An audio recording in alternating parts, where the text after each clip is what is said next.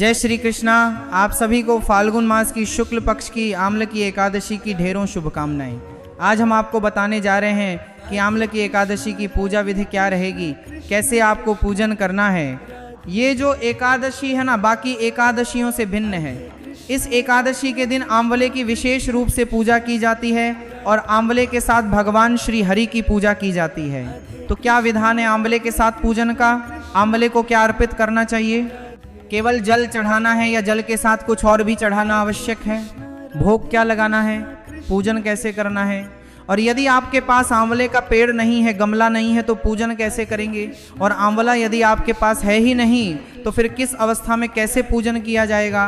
कैसे आप इस एकादशी का व्रत करेंगे, ये विधि आपको बताई जाएगी। यह एकादशी है ना, इसे रंगभरी एकादशी भी कहते हैं। क्या आप जानते हैं इसे रंगभरी एकादशी क्यों कहते हैं और इस दिन क्यों गौरी शंकर भगवान का भी पूजन किया जाता है? भगवान शंकर और माता पार्वती का पूजन भी किया जाता है, यह भी आपको बताया जाएगा और पूजन विधि भी आपको बताई जाएगी। भगवान श्री हरि का पूजन की संपूर्ण विधि बताई जाएगी। इस एकादशी के नियम और पूजन विधि जिनको अगर आप करते हैं तो ये जो एकादशी है इसका व्रत आपको पूर्ण फल प्रदान करेगा। आइए जानते हैं कि क्या पूजा सामग्री की आवश्यकता होगी जो आपको एकत्र करनी इस दिन के लिए, और क्या रहेगी पूजा विधि। देखिए, आंवला एकादशी और आम्ल एकादशी नाम से ही ज्ञात होता है कि इस पर आंवले का विशेष विधान बताया गया है।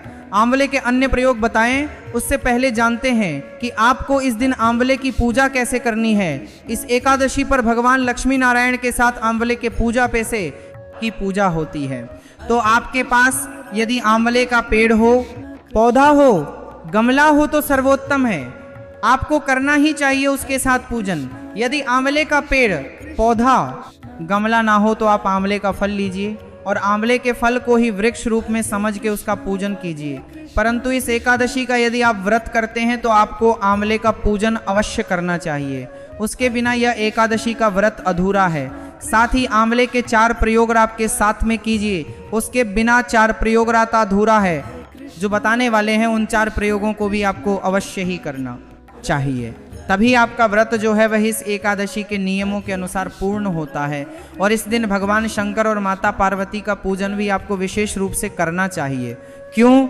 क्योंकि इसे रंगभरी एकादशी उन्हीं के नाम से और उन्हीं के कारण कहा जाता है। ऐसा माना जाता है कि जब शिवरात्रि पर माता पार्वती और भगवान शंकर का विवाह हो गया था तो पहली बार इसी एकादशी के दिन भगवान शंकर और माता पार्वती काशी पधारे थे और उनके पृथ्वी पर आगमन तथा काशी में आगमन के उपलक्ष्य में होली से पहले अईर और गुलाल से उनका पूजन किया गया था, उनका स्वागत किया गया था। तभी से इस एकादशी को रंगभरी एकादशी के नाम से जाना जाता है। और यह भी प्रथा है कि बनारस में अर्थात वाराणसी में इस एकादशी के साथ ही होली का उत्सव आरंभ हो जाता है, जो आगे पूर्णिमा तक चलता है।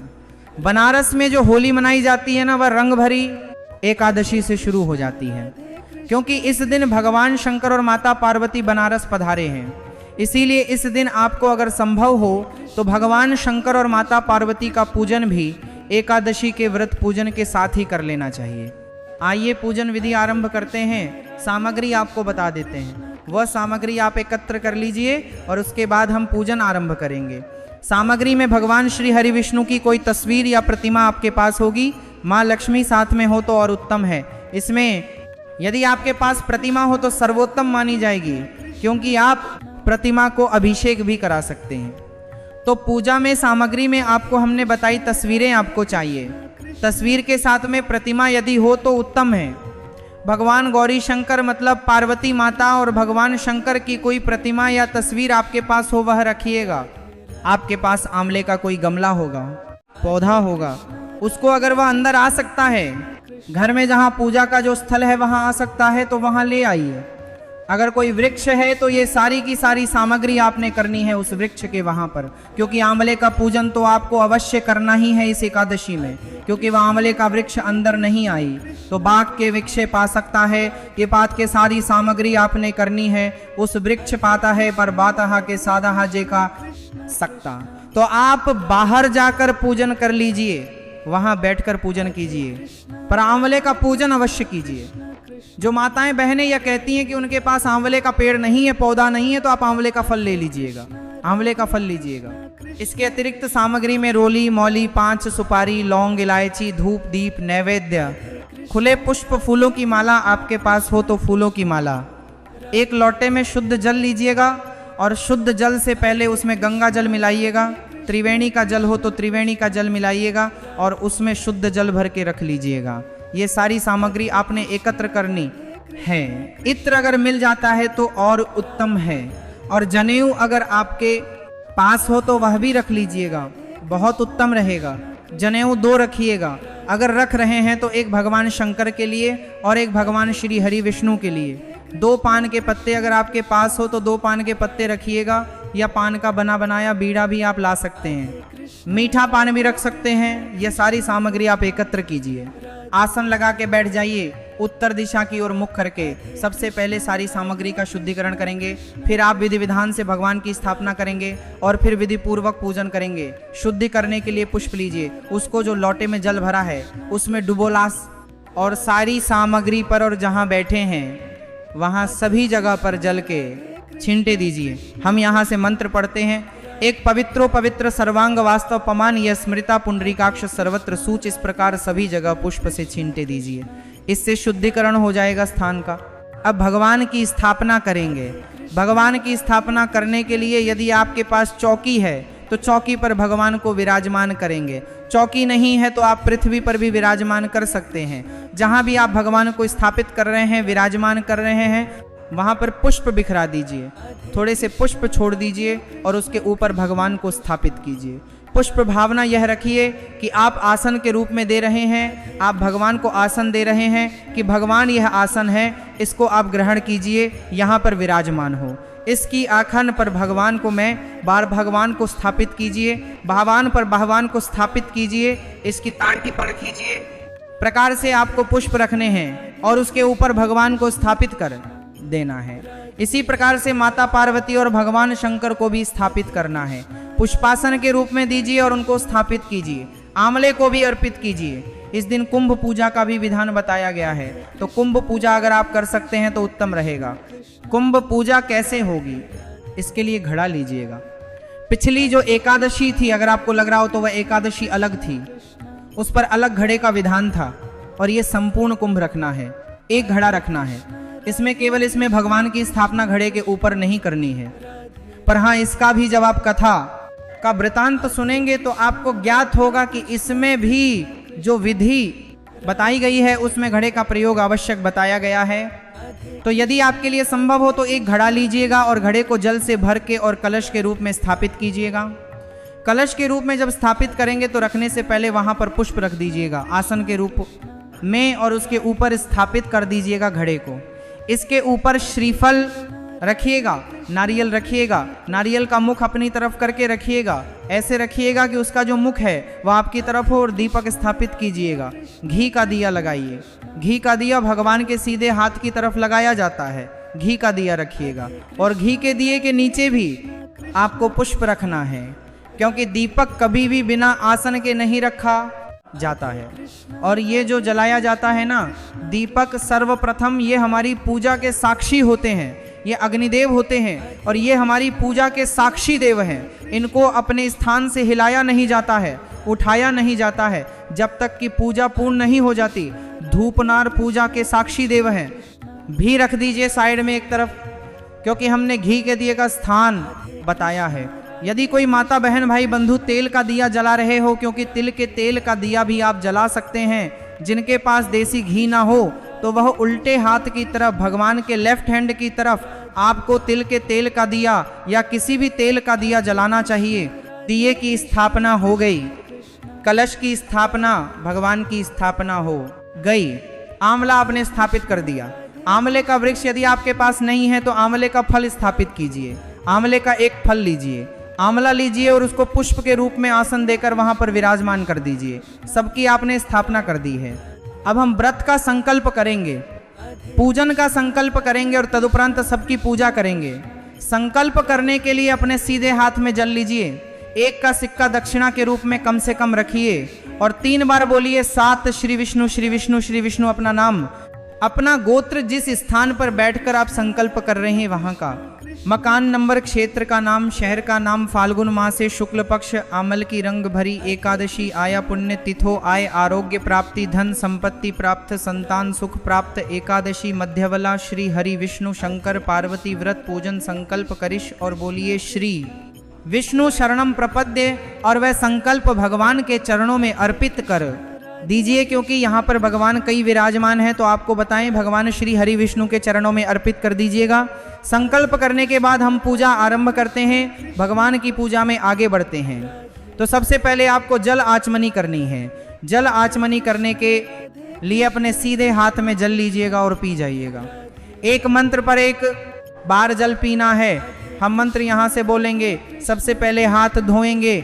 ए हस्त प्रक्षालनम, हाथ पर जल लीजिए और हाथ धो लीजिए। ए माधवाय नमः, एक चम्मच जल लीजिए, पी जाइए। ए केशवाय नमः जल पीजिए। ए नारायणाय नमः जल पीजिए। हर्षिकेशाय नमः हस्त प्रक्षालन जल लीजिए, हाथ धो लीजिए। सबसे पहले आप कलश की पूजा करेंगे और भगवान गणेश का हम इसी में स्मरण करेंगे। तो भगवान गणेश का भी ध्यान कीजिए और कलश का पूजन आरंभ कीजिए। सबसे पहले जल के 3 बार छींटे दीजिए। पाद्य एवं अर्घ आचमन के रूप में पाद्यम समर्पयामी, अर्घ्य समर्पयामी, आचमनी कुरु स्नान, स्नान स्नानार्थे, स्नान के रूप में जल के 3 बार समर्पयामी, अर्घ आचमन के रूप में पाद्यम समर्पयामी, अर्घ्य समर्पयामी, आचमनी कुरु स्नान छींटे दीजिए। स्नानार्थ जल समर्पयामी, चंदनम महत्वपूर्ण तिलक कीजिए, तिलक लगाइए। कलश को 5 बिंदी लगा सकते हैं, 1 भी लगा सकते हैं। वस्त्र अर्पित कीजिए, मौली का टुकड़ा तोड़िए और वह चढ़ा दीजिए। वस्त्रा पुष्पों की माला आपके पास है तो पुष्पों की माला पहनाइए। खुले फूल है तो पुष्प अर्पित कीजिए। पुष्पम समर्पयामी, धूप दर्शयामी, दीपम दर्शयामी, धूप को जला लीजिए। दीप को जला लीजिए और अपने हाथों से धूप तथा दीप दिखाइए। भगवान को धूप दीप दिखाइए, उठाना नहीं है वहां से, वहीं रखे रहिए। अपने हाथ से ऐसे धूप और दीप उनकी तरफ कर दीजिए। धूपम दर्शयामी, दीपम दर्शयामी, नैवेद्य समर्पयामी, नैवेद्य अर्पित कीजिए। नैवेद्य के रूप में कोई भी फल आपके पास है तो वह चढ़ा दीजिए। मिठाई आपके पास है तो वह चढ़ा दीजिए। मिश्री यदि आपके पास है तो मिश्री भी चढ़ा सकते हैं। शुभ दक्षिणा याम शुभो वरदोभव, भगवान को कलश देव को नमस्कार कीजिए और जो भी दक्षिणा आप अर्पित करना चाहे वह दक्षिणा अर्पित कर दीजिए। कलश का पूजन करने के बाद अब आप आंवले का पूजन करेंगे। आंवले का पूजन करने के लिए आंवले पर पाद्य अर्घ आचमन अर्पित कीजिए। 3 बार जल के छींटे दीजिए। इसके बाद स्नान के रूप में आप त्रिवेणी का जल है तो वह चढ़ाएं, या जो भी गंगा जल मिला हुआ जल है वो आप आंवला देव को अर्पित कीजिए। अगर आंवले के फल पर पूजन कर रहे हैं तो केवल 1 चम्मच से या पुष्प से ही जल की मिला रहे हैं तो पूजन कर रहे हैं तो केवल 1 चम्मच से के छींटे दे दीजिए। यदि आपके पास पूरा पौधा है या पेड़ है तो आप उनकी जड़ों में पहले शुद्ध जल अर्पित कीजिए। त्रिवेणी का जल है तो त्रिवेणी का जल चढ़ाएं, उसके बाद कच्चा दूध चढ़ाएं और तदुपरांत पुनः शुद्धोदक शुद्ध जल चढ़ाएं। तिलक कीजिए। वस्त्र के रूप में मौली अर्पित कीजिए। जो पुष्प माला यदि है तो माले चढ़ा दीजिए। माला नहीं है तो खुले फूल अर्पित कर दीजिए। धूप दिखाइए, दीप दिखाइए। भोग अर्पित कीजिए। भोग के रूप में मिठाई, फल या मिश्री कुछ भी आपके पास जो हो उपलब्ध चढ़ा दीजिए। नैवेद्यम समर्पयामी जलं कुरु, जलाचमणि के रूप में 1 बार जल की छींटे दे दीजिए। जलाचमणि आपने करा दी।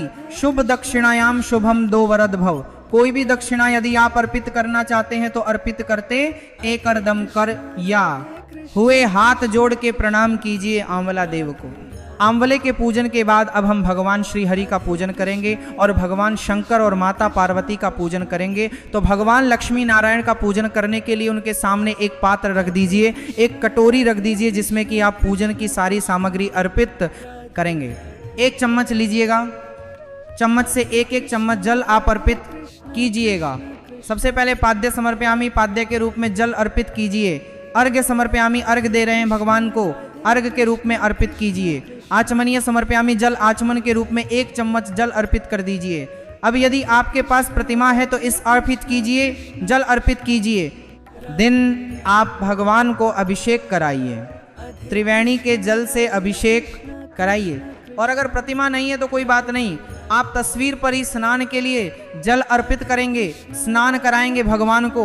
स्नानार्थ जल समर्पयामी, 1 चम्मच जल लीजिए, भगवान को अर्पित कर दीजिए। अगर प्रतिमा है तो अच्छे से नहलाइए उनको। पंचामृत स्नान, पंचामृत बनाइए, कच्चा दूध, दही, घी, शहद और शक्कर, 5 चीज़ों को मिलाकर पंचामृत बनाइए। और जो तस्वीर पर पूजन कर रहे हैं वो पुष्प पर लगाइए पंचामृत को और पंचामृत अर्पित कर दीजिए। जिनके पास प्रतिमा है वह अच्छे से अभिषेक कराइए, नहलाइए। पंचामृत स्नानम समर्पयामी, शोधक स्नान पुनः शुद्ध जल लीजिए। चम्मच से 1 चम्मच जल छोड़ दीजिए सामने पात्र में और जो तस्वीर पर पूजन कर रहे हैं वह शुद्ध जल से स्नान कराइए। भगवान को इत्र अर्पित कीजिए। इत्र आप किसी पुष्प पर लगाइए या रुई पर लगाइए, भगवान को अर्पित कर दीजिए। इत्र समर्पयामी, वस्त्र अर्पित कीजिए। मौली का टुकड़ा तोड़िए और मौली का टुकड़ा वस्त्र के रूप में अर्पित कीजिए। वस्त्रम वस्त्र समर्पयामी, तिलकम चंदन, महत्वपूर्ण तिलक कीजिए। भगवान को तिलक करके फूलों की माला अगर है तो माला पहनाइए, नहीं तो खुले पुष्प आप अर्पित कीजिए। भगवान को फूल चढ़ाइए, धूप दिखाइए, दीप दिखाइए। नैवेद्य समर्पयामी, नैवेद्य अर्पित कीजिए। भगवान को आप आंवला अर्पित करेंगे, नैवेद्य के रूप में आप आंवला चढ़ाइए। भगवान को आंवले का भोग लगाइए। भगवान को जलाचमनी कराने के लिए 1 चम्मच से जल लीजिए और वह छोड़ दीजिए। सामने रखे पात्र में जलाचमनी समर्पयामी, तांबूलम फलम, तांबूल अर्पित करेंगे। तांबूल क्या पान का या बीड़ा आपके पास बना बनाया पान है तो वह अर्पित कीजिए। अन्यथा पान का पत्ता लीजिए, उसमें 2 लौंग, 2 इलायची, 1 सुपारी रखी बीड़ा बनाकर वह चढ़ा दीजिए। तांबूलम समर्पयामी, शुभ दक्षिणायाम, शुभ 2 वर 2 भव। दक्षिणा में जो कुछ अर्पित करना चाहते हैं वह अर्पित कीजिए। हाथ जोड़ के नमस्कार कीजिए। भगवान लक्ष्मी नारायण का पूजन करने के बाद अब हम भगवान शंकर और माता पार्वती का पूजन करेंगे। इसमें पूजन के अंत में भगवान लक्ष्मी नारायण को थोड़ा सा अबीर गुलाल अर्पित कर दीजिएगा। भगवान गौरी शंकर का पूजन आरंभ करने के लिए सबसे पहले पाद्य अर्घ आचमनी कराएंगे। आप तो 3 बार जल अर्पित करेंगे। पाद्यम समर्पयामी, अर्घ्यम समर्पयामी, आचमनया समर्पयामी। जलाचमनी कराने के बाद भगवान को स्नान कराएंगे। अब जिनके पास भगवान की प्रतिमा है वो प्रतिमा पर जल चढ़ाएं। जो तस्वीर पर पूजन कर रहे हैं वह सामने सामने रखे। पात्र में स्नान के रूप में जल अर्पित कीजिएगा। भाव रखिएगा कि आप प्रेम से भगवान को स्नान करा रहे हैं। स्नानार्थे जलन समर्पयामी, तो भगवान को स्नान कराइए, प्रेम से स्नान कराइए। पंचामृतम से स्नान कराइए। पंचामृतम समर्पयामी, तो पुष्प पर पंचामृत लगाइए और तस्वीर के सामने अर्पित कर दीजिए।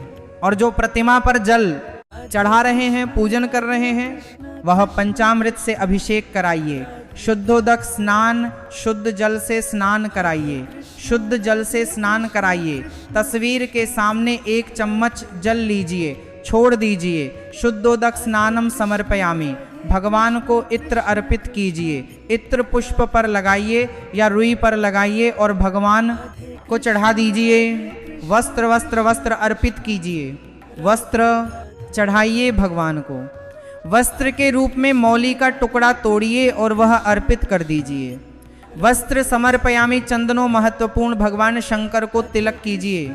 शंकर भगवान को तिलक चंदन का होगा, माता पार्वती को तिलक कुमकुम का होगा। इसका ध्यान रखिएगा। तिलक कराइए दोनों को। तिलक लगा के बाद पुष्पों की माला पहनाइए और खुले। पुष्प हैं तो पुष्प अर्पित कीजिए। धूप दिखाइए, दीप दिखाइए। नैवेद्यम समर्पयामी, नैवेद्य अर्पित कीजिए। नैवेद्य के रूप में भगवान को जो भी फल या मिठाई आपके पास है वह चढ़ाइए या मिश्री चढ़ाइए।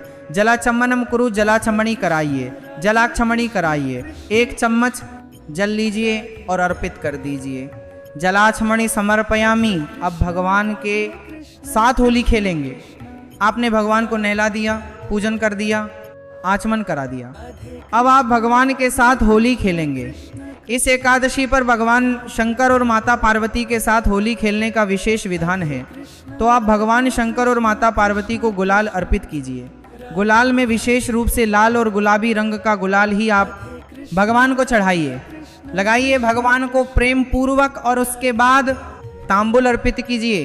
पान का बीड़ा बनाइए, पान अर्पित कीजिए भगवान को।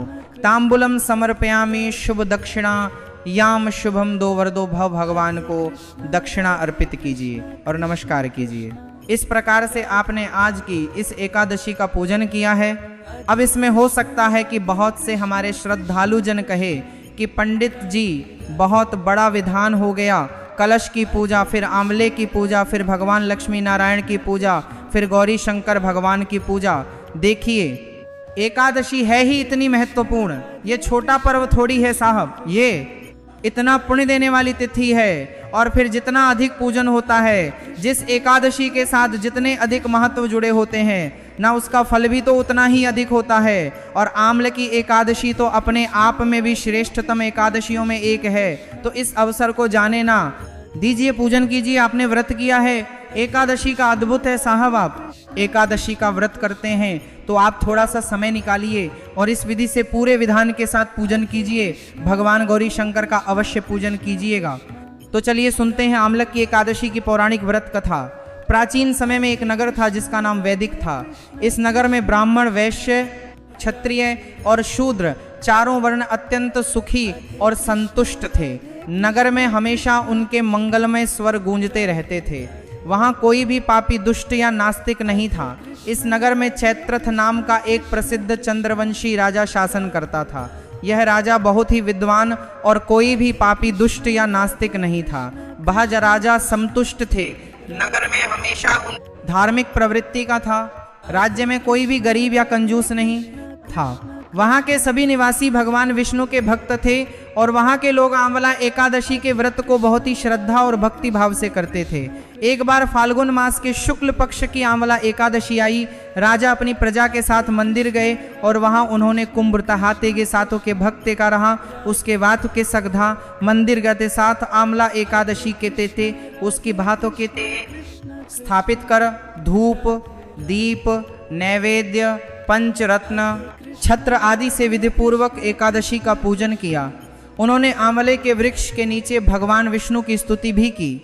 राजा ने आंवला वृक्ष की पूजा करते हुए कहा, हे आंवला वृक्ष, आप ब्रह्मा का स्वरूप हैं।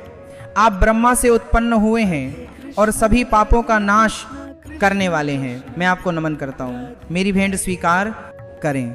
आप श्री राम द्वारा सम्मानित है। मैं आपकी पूजा करता हूँ और प्रार्थना करता हूँ कि मेरे सारे पाप दूर हो जाए। उस रात सभी भक्तों ने मंदिर में जागरण किया। उसी समय एक शिकारी वहां आया।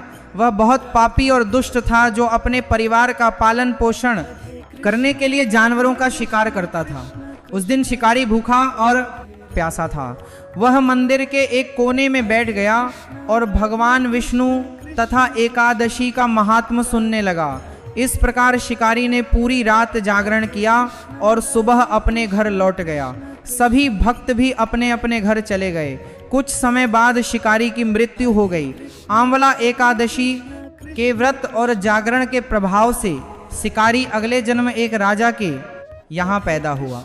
उसका नाम बसुराज रखा गया। जब वो बड़ा हुआ और राजा बना तो उसके पास एक विशाल सेना थी। उसका राज्य धन धान्य से परिपूर्ण था। उसकी शक्ति चंद्रमा के समान, पराक्रम भगवान विष्णु के समान और स्थिरता पृथ्वी के समान थी। एक दिन राजा बसुराज शिकार के लिए जंगल गए। वहां वो अचानक रास्ता भटक गए। दिशा न जानने के कारण उन्होंने एक आंवले के पेड़ के नीचे विश्राम किया और वहीं उन्हें नींद आ गई। उसी समय पहाड़ पाती तरकम हाथिकम भार बारा बतरहा से देगा भाती की बात कीगा। दिशा न जानने के कारण उन्होंने एक आंवले के पेड़ के नीचे विश्राम किया। से डाकुओं का एक समूह वहां आ गया। उन्होंने राजा को अकेला देखा और चिल्लाने लगे, मारू मारू। डाकुओं ने कहा, इस राजा ने हमारे माता पिता, पुत्र और सभी रिश्तेदारों को मार दिया है, इसीलिए हमें इसे मार डालना चाहिए। यह कहते हुए डाकुओं ने राजा पर हथियारों से हमला करना शुरू कर दिया। जब डाकुओं ने राजा पर पहला हमला किया तो ऐसा लगा कि उनके हथियार राजा के शरीर से टकराते ही फूल बन गए हो। उनके सभी हथियार उल्टे उन्हीं पर वार करने लगे और ऐसा होते ही सभी डाकू बेहोश हो गए। उसी समय राजा के शरीर से एक दिव्य देवी प्रकट हुई। वह अत्यंत सुंदर थी और सुंदर वस्त्र व आभूषणों से सुसज्जित थी। उनकी आंखों से लाल अग्नि की किरणें निकल रही थी। देवी ने तुरंत डाकुओं पर आक्रमण किया और सभी को मार डाला। जब राजा बसुराज जागे तो उन्होंने डाकुओं को मृत पाया और सोचा, इन दुश्मनों को किसने मारा? इस जंगल में मेरा ऐसा कौन सा शुभचिंतक है तभी एक आकाशवाणी हुई, हे राजन, इस संसार में तुम्हारी रक्षा भगवान विष्णु के अलावा और कौन कर सकता है। पिछले जन्म में तुमने आम्ल की एकादशी का जो व्रत किया था, यह उसी का पुण्य है। आकाशवाणी सुनने के बाद राजा अपने राज्य में खुशी खुशी लौट आए और धर्म पूर्वक शासन करने लगे। तो यह थी आम्ल की एकादशी व्रत की कथा। जो भी इस व्रत कथा को श्रद्धा पूर्वक करता या सुनता है, उसके सभी कार्य सफल होते हैं और अंत में वह विष्णु लोक को प्राप्त करता है। वैदिक पंचांग के अनुसार आम्ल की एकादशी तिथि का आरंभ 27 फरवरी 2026 की रात 12:33 बजे से होगा और इसका समापन 27 फरवरी 2026 की रात 10:32 बजे होगा। हिंदू धर्म में उदय तिथि को प्रधान माना जाता है, यानी जिस तिथि में सूर्योदय होता है उसी दिन व्रत रखा जाता है। 27 फरवरी की सुबह सूर्योदय के समय एकादशी तिथि विद्यमान रहेगी, इसीलिए आम्ल एकादशी का व्रत 27 फरवरी की सुबह सूर्योदय के समय एकादशी तिथि विद्यमान रहेगी। 2026 दिन शुक्रवार को ही रखा जाएगा, 26 फरवरी को यह व्रत नहीं है। वहीं भक्तों, व्रत खोलने का समय यानी पारण 28 फरवरी 2026 शनिवार को सुबह 6:47 बजे से 9:06 बजे के बीच किया जाएगा। याद रखें, द्वादशी तिथि के भीतर ही पारण करना शुभ होता है। तो भक्तों, आप निश्चिंत होकर 27 फरवरी शुक्रवार को ही यह पावन व्रत धारण करें और आंवले के वृक्ष की पूजा कर भगवान